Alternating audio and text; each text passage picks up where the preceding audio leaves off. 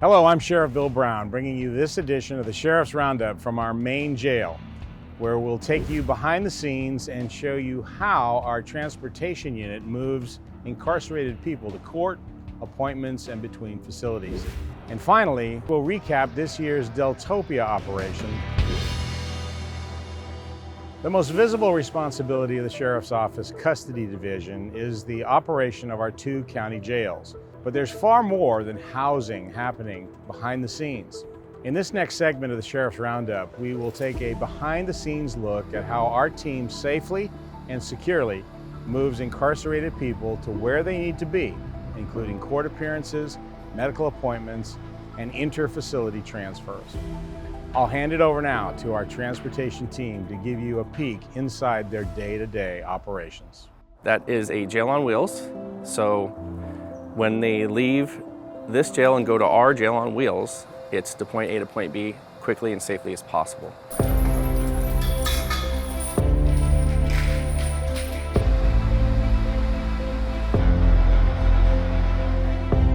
You have a morning crew that is assigned to paperwork, kind of the brains of the operation.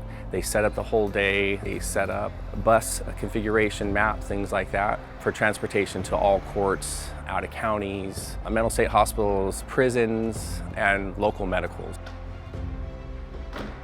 Well, typically a normal day starts at 7 o'clock in the morning and start our court runs. And that basically entails getting everybody that's scheduled to come to court for that day. We'll load them up either on the bus or a transportation van.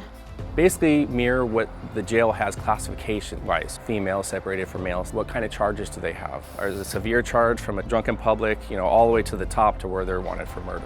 Child molest, rape, things like that, those will be separated per classification. So we have to do that for their safety and security, and our safety and security. We have to make sure that we're separating people accordingly. Here's your co-pilot, or we call it the shotgunner. This is your co-pilot sits here. He's basically in charge of listening and looking to the back, make sure everybody's safe. Once everybody's loaded, we'll come down here to the court compound. We'll stage them and have them ready for when they're called up for their court appearance. Stay until whatever time they're done with court. We'll take care of any medical appointments that any inmate has scheduled for the day. We'll run them back to the jail if something comes up with them medically or emergency-wise. We now cover from border to border of California. Prisons such as up near the Oregon border, we have Pelican Bay, which is a prison up there, a level 5 prison. We will either drop off or pick up from there based off of court orders. We'll go all the way down to San Diego as well. So we cover a vast area. We do a lot of state hospital transports. There's been a lot of programming going on with inmates that need that mental health care.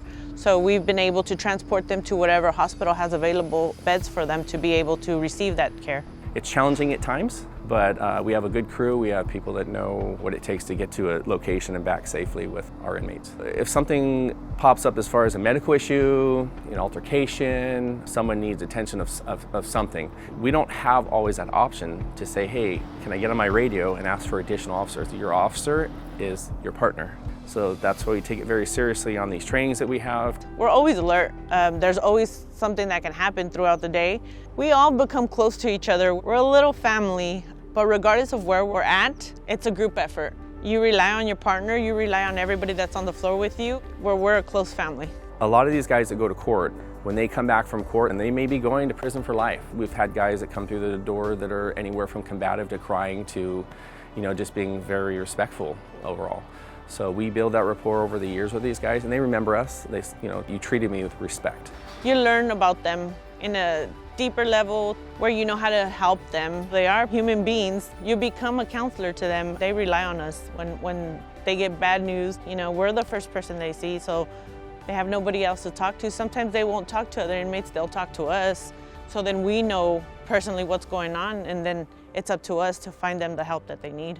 Thank you to the dedicated members of our Transportation Bureau for giving us this glimpse into one of the many units in our custody division. The 2025 unsanctioned Deltopia spring break event in Isla Vista took place from Friday, April 4 to Sunday, April 6. The Sheriff's Office, along with community stakeholders and partner agencies, spent months planning and preparing for this weekend with the goal of keeping the community safe and effectively responding to an anticipated spike of medical and law enforcement emergencies. through dense crowds with limited accessibility. This year's planning paid off as there were no significant injuries or fatalities due to bluff falls or overdoses. Let's hand it over now to Lieutenant Schmidt to tell us more about how this year's Deltopia operation panned out. We just finished the Deltopia 2025 event, and for the most part, it was a success, even though it's an unsanctioned event. Fortunately, we had no bluff falls, no uses of force, no major injuries, and no fatalities.